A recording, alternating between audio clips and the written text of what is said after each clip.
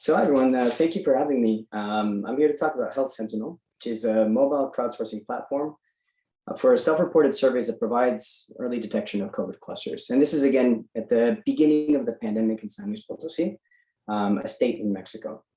And as is kind of characteristic of research within this conference and this broader research community, it was a large project undertaken by multiple entities, a very interinstitutional project with both academic institutions such as the Potosinian Institute of Science and Technology, but also the Autonomous University of San Luis Potosí, as well as government institutions such as the Secretary of Health of the state and the Commission of Protection Against Sanitary Risks.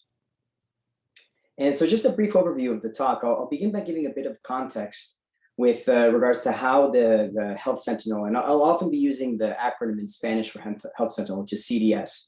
So how the CDS came about, and this is again is in the context of the beginning of the pandemic in San Luis Potosí. And then I'll talk a bit more about the methodology that the CDS undertook and mention some of the results and how at the early stages of the pandemic, the tool ended up being a useful way of inferring clusters before they happened or before they were verified with the extremely limited resources to verify actual outbreaks in the state.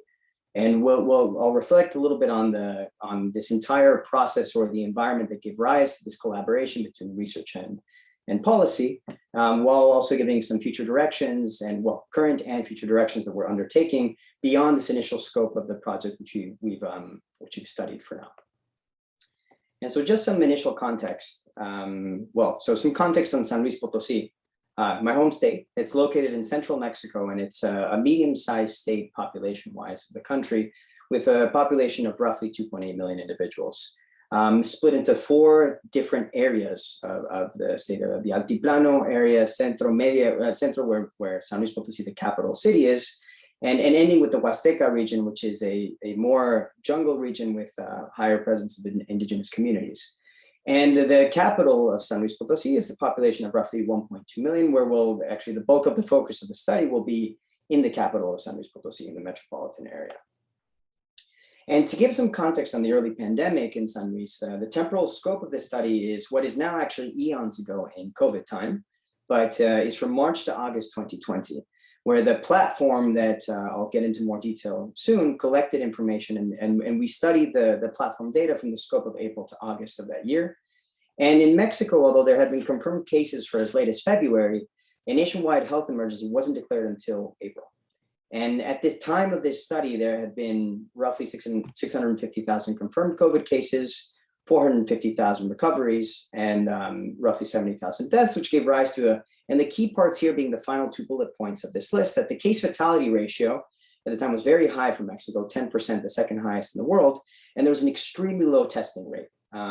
This has gotten marginally better over time, but nonetheless, this is a salient feature of what gave rise to this study, that roughly 0.4 qPCR tests were given for every 1,000 inhabitants of the country. And San Luis Potosí as a state did not fare much differently from these overall nationwide aggregates. And again, these final 2 points point to huge limitations in epidemiological surveillance of the population. And it's in this resource-limited context that the initial groundwork for the CDS was created through what is called the VIRUS program. And this is a program that was spearheaded by the Autonomous University of San Luis Potosí, their School of Medicine, one of the foremost schools of medicine in Mexico. And it stands for the surveillance of respiratory infection and creation of health units. And emphasis actually on the creation of health units, as I'll get into in a while longer. And this interventional model inspired by the UN as a methodology is to face COVID with the creation of these health units focused on reducing risks of biological agents in specifically vulnerable communities. And I mentioned this because at the beginning, there was also an express focus on the Huasteca region of San Luis Potosí, this jungle area with a larger concentration relatively of indigenous communities in the state. And part of the VIRUS program is that it was focused on collective community actions to address pandemic.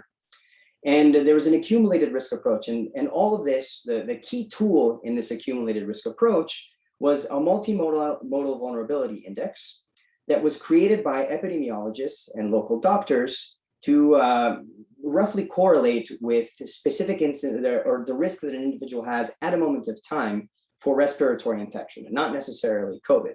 And four key elements that influence the vulnerability index are the comorbidities, access to health services that an individual might have, economic status of individuals, and other co-threats of the chemical, physical, and biological kind.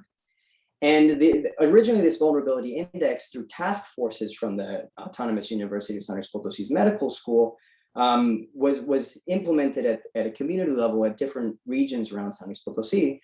But ultimately, this entire project, and the key point to take from all of this, is that this was right before the creation of the CDS, and there was already this existing environment of fruitful collaboration between policy.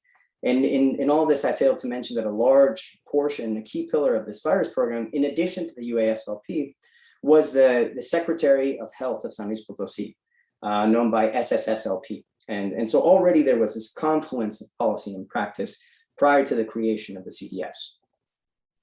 And so the Sentinel de la Salud, the Health Sentinel, is a part of this community-based health system for the virus program. And it integrates mobile technology in the form of an app for Android phones for COVID-19 triage that implements this survey that I mentioned. And we'll go a little bit more into the details of the actual survey and risk levels to assess at the individual level, the risk level of users of the application. And at the same time, it obtains geographical information of where the responses to the survey are being made. And so on one end, it gives users the risk level that they have under the virus approach methodology. And this also provides a way of filtering key public health information to users as a function of the risk level that they have given the response to the platform.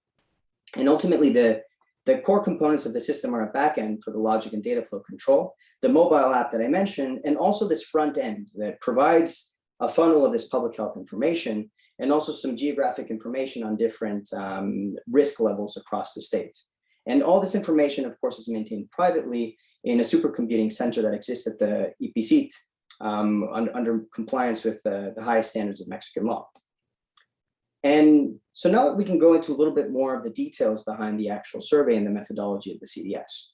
So the Health Sentinel survey at a first level elicits general information on ethnicity, and this importantly elicits information on whether an individual pertains to an indigenous community or not, occupation, what form of health services that an individual might use, the home environment being the number of individuals in a home, and baseline protection in terms of sanitary actions that an individual might take, as well as a support network. And this is a key social component that was important during the initial cases of the viral spread.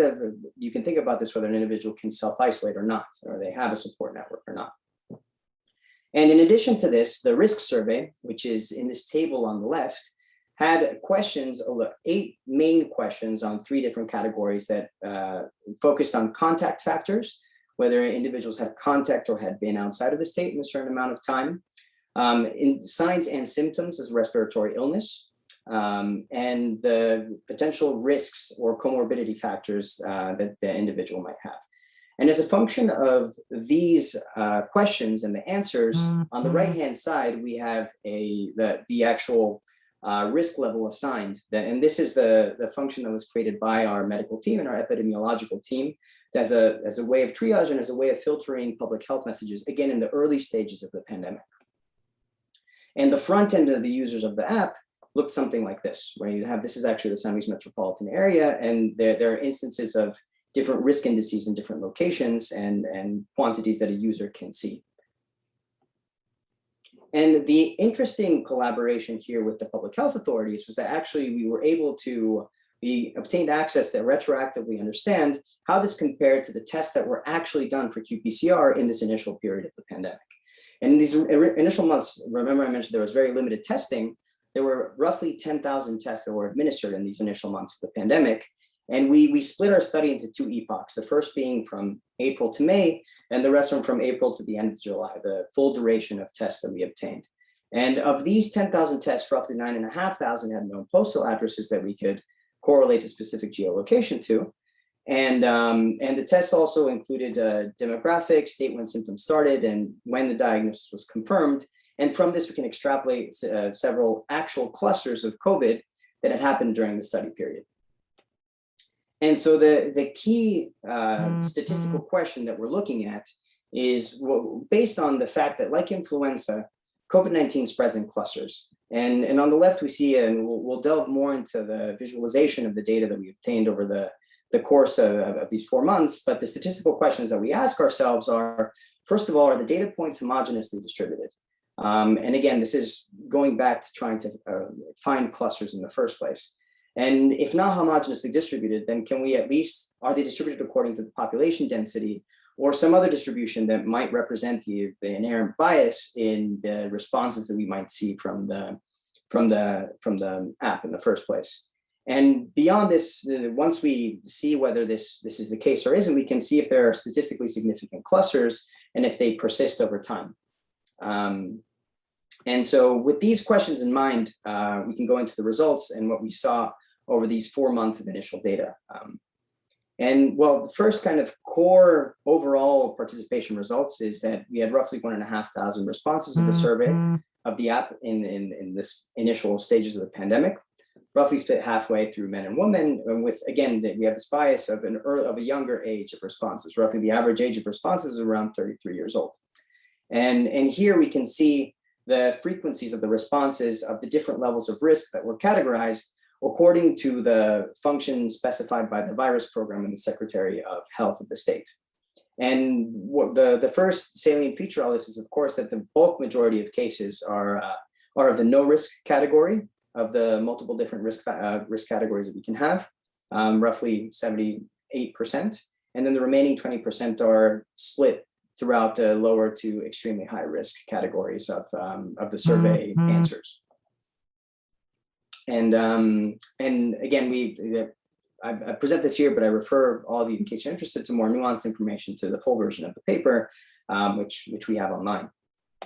But and here are some visualizations of the answers of the risk categorizations that we saw across AGEBs. And the AGEBs are the most basic unit of statistical measurement under the national body of statistical measurements of Mexico, the INEGI. And so these images from the top left is no risk, B is from A to F are an increasing risk, and we can see here the relative densities of responses that are of increasing risk as we go from A to F. And we see that there are seemingly different biases in terms of where the risk cases are over the course of the 4-month period of the study. And so to make a more nuanced spatial point analysis, we used 3 main techniques. Well, at a first level was simply looking at a kernel density estimation of the frequency of cases we saw at different risk levels, treating it as a point process. And from this, we could see empirical epicenters for different bandwidths of the kernel. And eventually, we also looked at more descriptive statistics of the point process in the form of K and L functions that allow us to see at different spatial scales whether there is clustering or dispersion, and also allows us to filter over specific locations and see where there can be empirical clusters in the data. And ultimately, this gives us the cluster detection that as we'll see actually correlated with cases that were verified under the information given by the Secretary of Health. And so the first technique is that of density estimation. And here is of all the contributions that we have. And here is of no risk responses that we have in our survey. And as we can see, the epicenter of the risk responses in different locations across the metropolitan area. Now, for the spatial analysis, we look at Ripley's K and L functions, which, not to delve into too many details, is just simply quantifying at different spatial scales how much the empirical distribution of the point process we see deviates from being either homogeneous or, in this case, comparable to some baseline distribution that governs the point process. And the baseline distribution that we used was that of the population density to account for a certain amount of the bias in responses that we got. And the way that we visualize the K and L functions is through these graphs as on the right-hand side, where this essentially counts at a given spatial scale the points that occur at a given distance from each other. That's the x-axis is the distance that can be modulated. And these bands are under MCMC empirical runs of the baseline point process, where we expect the clustering we expect some clustering to occur naturally. And when we see significant deviations of this graph above these bands is when we actually say that we can empirically witness some clustering with high probability. And so then we modulating different the different spatial scales, we can see different clusters. And these clusters are consistent with specific places of outbreak, such as Tequis, Mercantile neighborhood in San Luis Potosi.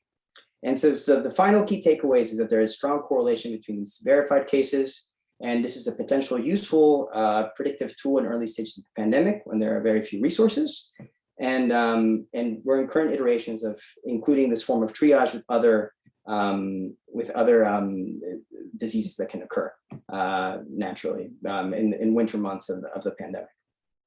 And I think we've run out of time to talk about some of our experiences of bridging policy and practice, but I mentioned the important points being of the existing collaborative atmosphere and the ease of communication that we have with policymakers.